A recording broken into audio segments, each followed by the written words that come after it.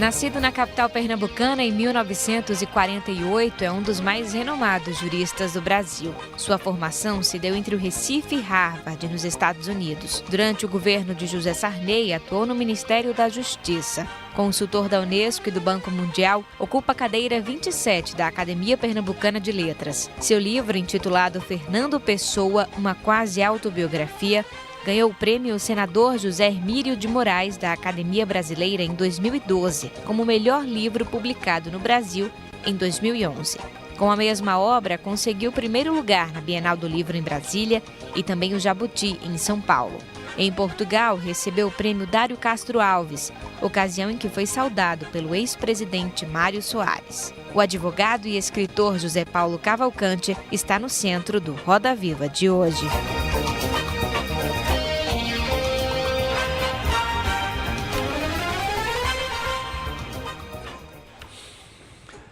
Olá, muito boa noite. No ar o Roda Viva Pernambuco. Mais uma vez a gente agradece imensamente a sua audiência.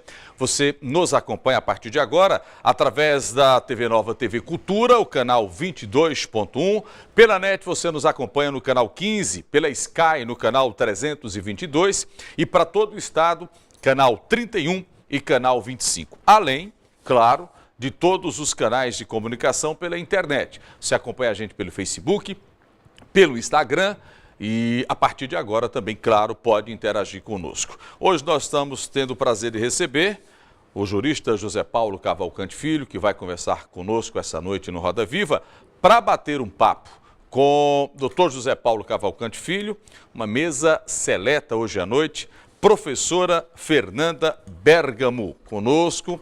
Fernanda também atua no rádio, na televisão, com as suas dicas, é colunista da Rádio CBN, gentilmente essa noite para conversar com o Dr. José Paulo Cavalcante Filho. Inaldo Sampaio, jornalista, colunista da Folha de Pernambuco e também colunista da Rádio CBN. Inaldo é poeta também, escritor, vai conversar e músico também, né? E músico. Muito bom. Conosco também doutor André Regis. André Regis é doutor em Direito, também é vereador pela cidade do Recife, para conversar, para brilhantar essa noite. Participando conosco desse encontro, doutor Cristiano Pimentel, procurador do Ministério Público de Contas do Estado de Pernambuco, conosco aqui. Obrigado pela presença. Também para conversar, ilustrando aqui, doutor Emanuel Bonfim, que preside a Associação dos Magistrados do Estado de Pernambuco. Obrigado pela atenção, pela presença. Ângelo Castelo Branco, já habituê do Roda Viva, jornalista também conosco.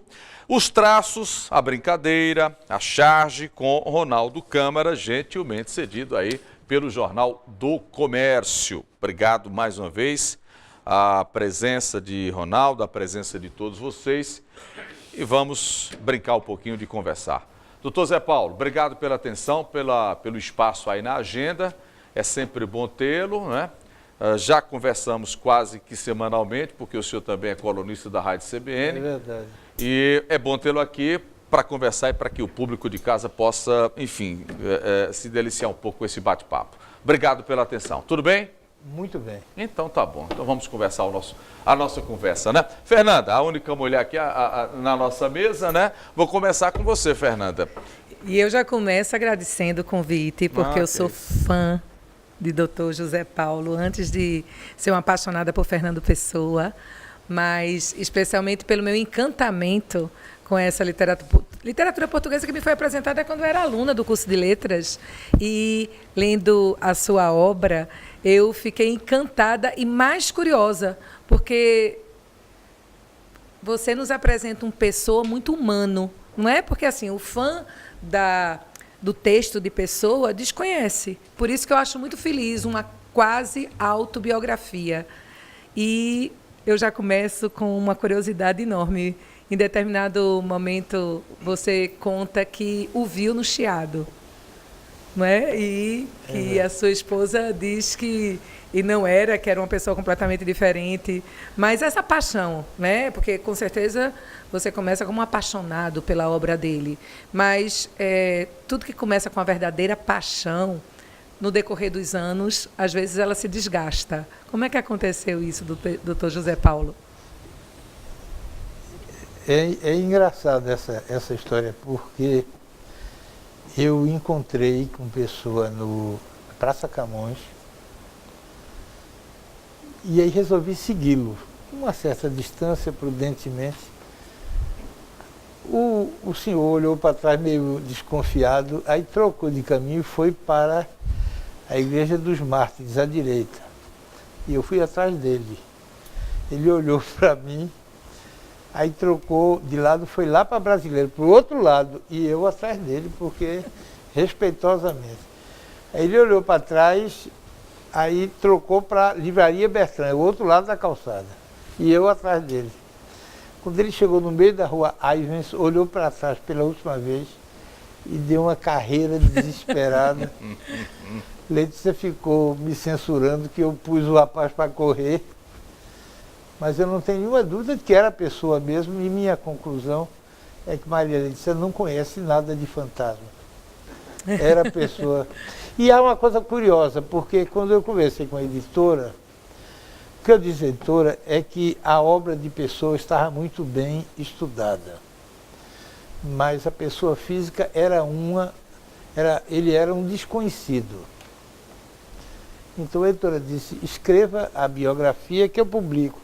Eu passei quase 10 anos, passei 9 anos e 11 meses, fui 30 vezes a Portugal, contratei um historiador e um jornalista para conferir cada página para não ter erro, e foi algo que foi saindo das sombras, personagem desconhecido, e houve um momento mágico, viu, Fernanda? Um estalo onde eu percebi que, diferente dos outros escritores, Fernando Pessoa só escrevia sobre ele mesmo. É normal dos escritores que você use um nome de um amigo, uma situação que você viveu. Com Pessoa não é esse. Ele só escrevia sobre ele e o que estivesse próximo dele. Então, quando esse momento mágico aconteceu, eu percebi que a obra dele é uma espécie de testamento da vida à espera de ser desvendado. E aí li várias vezes. Ela escreveu quase 30 mil páginas. Aí eu reli as quase 30 mil páginas novamente, e aí tudo ficou claro, quer dizer, eu sabia quando ele escreveu, por que escreveu, o que é que ele escreveu. A escolha, porque então, eu achei que isso que eu descobri na sua obra... Um amigo querido, ainda hoje me acompanha. Que eu achei que isso fosse desencantar um pouquinho um fã de Pessoa, mas pelo contrário, quando cada heterônimo tem um mapa, ele escolhe a data de nascimento, o local, o nome, e que a sua obra nos desvenda esses detalhes, Fernanda, é preciso reler tudo novamente. Ligado à vida dele. Vou pegar o heterônimo mais conhecido, que é Álvaro de Campos. Nasceu em Tavira. Por quê? Porque o avô dele é de Tavira. Nasceu em 8 de dezembro. Por quê? Porque é a data de nascimento de Virgílio e de Nietzsche. São duas admirações literárias dele. Ele é Álvaro, mas é de Campos. Por quê? Porque a pessoa tinha um sósia que se chamava Ernesto de Campos, que era engenheiro. E eles, quando se encontravam, brincavam muito, diziam que o nariz era o mesmo. Então, se o Ernesto é de Campos, o Álvaro é de Campos. E aí o Álvaro foi criado por duas tias velhas, como Pessoa. É engenheiro de naval. Por que engenheiro naval? Porque Pessoa dormiu muitos anos na casa de uma tia chamada Anica. E num quarto ao lado da filha da tia Anica, Manuela, e o marido que era engenheiro naval. Então, era uma maneira de prestar uma homenagem. Depois ele relata em Opiário que ele veio da África e fez a viagem pelo Mediterrâneo. Pessoa fez a viagem 2 vezes, mas no Opiário ele salta em Marsella. Por quê? Porque Rimbaud também fez essa viagem. Era outra admiração de Pessoa, e Rimbaud veio e saltou em Marsella, porque a irmã morava em Charleville, e ele nasceu para morrer lá, sem uma perna. depois que levou com 19 anos um tiro na bunda, dado pelo amante dele, e ele parou de escrever, que era um grande poeta, mas parou de escrever, foi para a África comerciar escravos, marfim e peles, perdeu uma perna e voltou aos 38 anos para morar em Marselha. Então, isso ajudou muito, isso é muito agradável. Vamos rodar. Inaldo. Boa noite, Inaldo. Boa noite, Aldo. Boa noite, doutor Zé Paulo, colegas aqui da bancada. Doutor Zé Paulo, quando o senhor lançou essa quase autobiografia, como se referiu Fernanda, certamente não. Centenas de livros sobre Fernando Pessoa já haviam sido lançados não só em Portugal, como também em outros países. Eu lhe pergunto, como foi recebida essa sua obra em Portugal? Essa é uma boa observação, Rinaldo. Logo lá, né? Porque é o seguinte, a editora aqui me disse, o Pessoa vende 1000 exemplares no Brasil. O seu livro é bom, mas é muito gordo, 800 páginas, e muito caro. Nós estamos com esperança que vende 1000. Se o senhor vender 1.500, nós estamos fazendo o livro para dar prestígio à editora. Se vender 1.500, é o maior best-seller da história da editora. 6 meses depois tinha vendido 50 mil. O livro ganhou todos os prêmios aqui, a Bienal, em primeiro lugar, Bienal, Jabuti, Academia, o Dário Cachoave, quem me saudou foi o presidente Mário Soares, que depois virou meu amigo. Na Itália ele ganhou o William Mulinello e está em 12 países, Rinaldo. Brasil, Portugal, Romênia, Itália, Israel, Espanha, França, Alemanha, Holanda, Rússia, Inglaterra e Estados Unidos. É o livro sobre pessoa mais vendido e mais traduzido no mundo, o que prova que eu tinha razão ao dizer que a obra de Pessoa estava bem estudada, mas o homem era um desconhecido. É em busca desse desconhecido que as pessoas se submetem a ler 800 páginas. Tem só um episódio curioso, o título do livro não era esse. Eu tinha escolhido o título o título era A Floresta dos Pavores, de Fernando Pessoa, que é uma definição... Quem alterou o título? A editora foi? Não, minha mulher, que... A editora. Eu obedeço. Manda em mim há 47 anos, eu sei obedecer bem. Que é uma definição, Fernanda, de loucura que é absolutamente fantástica. Minha loucura é uma viagem, a loucura é uma viagem entre almas e estrelas pela Floresta dos Pavores. E Deus, na sua bondade infinita, espera no silêncio da sua grandeza. É uma coisa comovente.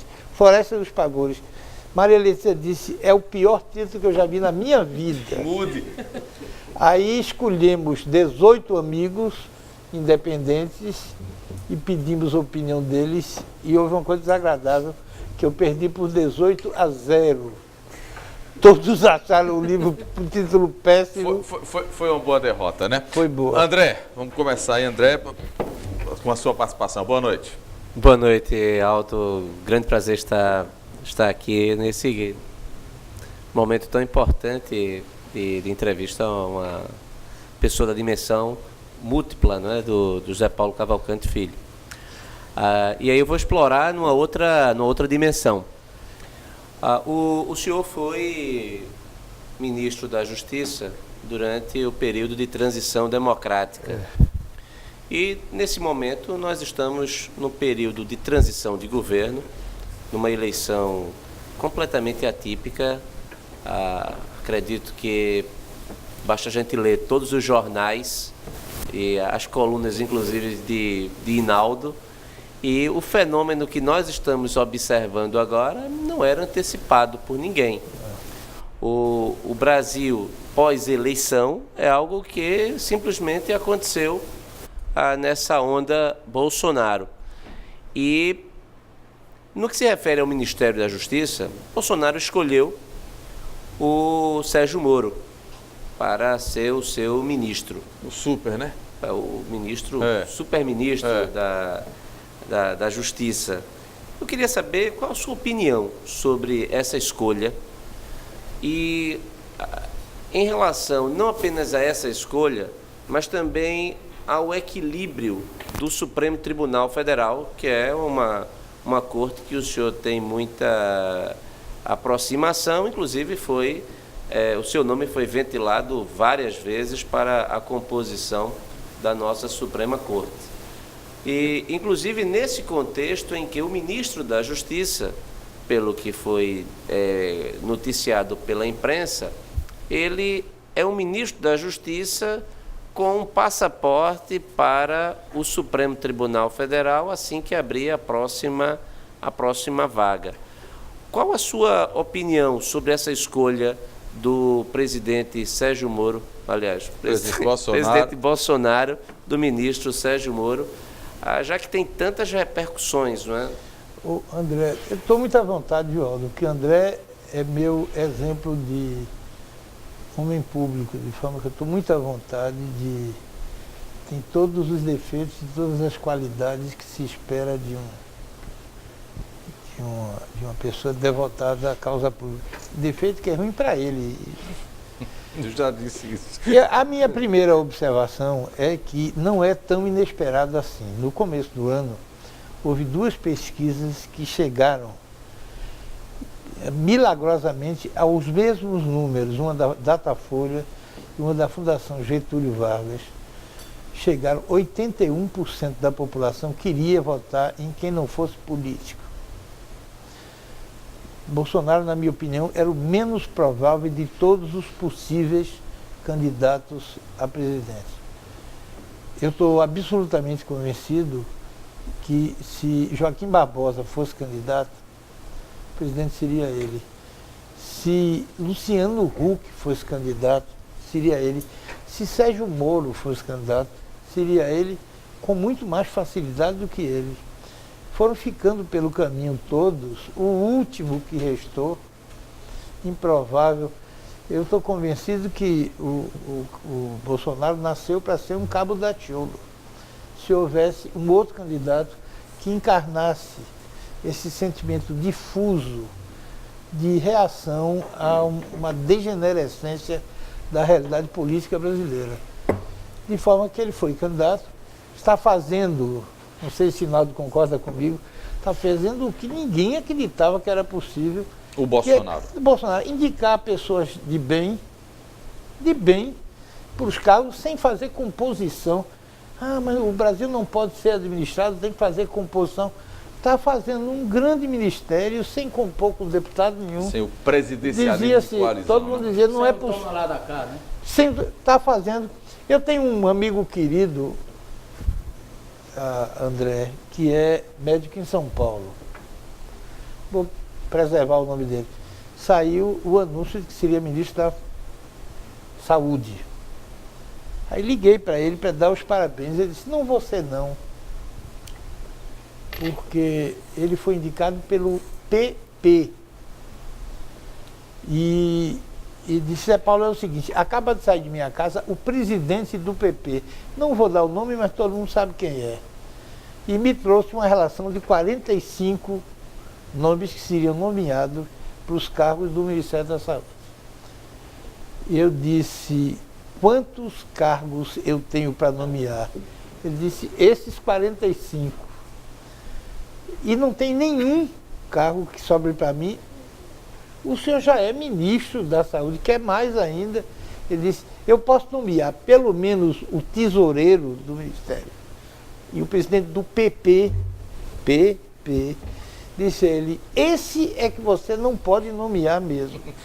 Aí eu fiz uma reflexão e vou passar o resto da minha vida respondendo a processo penal e preferi não ser ministro. Então, ninguém acreditava que haveria tão próximo um tempo em que você escolhesse um grande médico para ser ministro da Saúde, um grande juiz para ser ministro da Justiça. Isso é realmente uma novidade estonteante. Quanto a Sérgio Moro, o Sérgio Moro é um juiz exemplar. Eu tenho um amigo querido, que é o Carlos Aires Brito, que ligou para mim para dizer que pediu o pessoal dele. Ele deixou uma equipe no Supremo para fazer uma análise para saber qual o percentual de decisões de Sérgio Moro que foram mantidos nos tribunais superiores. E o número é 94%. 94% das decisões submetidas a reexame por tribunais superiores são mantidas. E me completou Carlos Aires Brito. Não há nenhum juiz no Brasil que tenha números sequer parecidos com esse. Não há um juiz no Brasil que tenha um número sequer próximo. Então, é um grande juiz, prendeu 140 pessoas. No caso mais notório, todas as decisões dele foram mantidas. Eu acho que é um nome extraordinário. Acho que para ele foi muito ruim, acho que para o brasileiro foi muito bom. Agora, Hinaldo, que conhece de política, eu tenho uma opinião pessoal. Se Sérgio Moro for muito bom, ele não vai na primeira vaga, ele vai na última vaga de Marco Aurélio. Se tiver O presidente vai sustentar? Não, se ele estiver muito bem, ele não vai na primeira vaga. Se você fica aí, você vai na última, vai faltar um ano só para acabar. Mas se houver conflitos com o presidente, aí ele vai na primeira. É uma maneira de cair para cima. Então a minha sensação é que ele será na primeira ou na segunda vaga, mas eu acho que todos nós temos que apoiar ele, porque é um homem público exemplar. Deixa eu pedir permissão para o senhor e para os colegas aqui. Vou ter que ir para o primeiro intervalo do Roda Viva Pernambuco. Já já a gente volta. Doutor Emanuel, Cristiano, Ângelo Castelo Branco para sequenciar o programa. Intervalo em 2 minutos, a gente volta. Roda Viva Pernambuco, José Paulo Cavalcante Filho é o nosso convidado. Daqui a pouco a gente volta.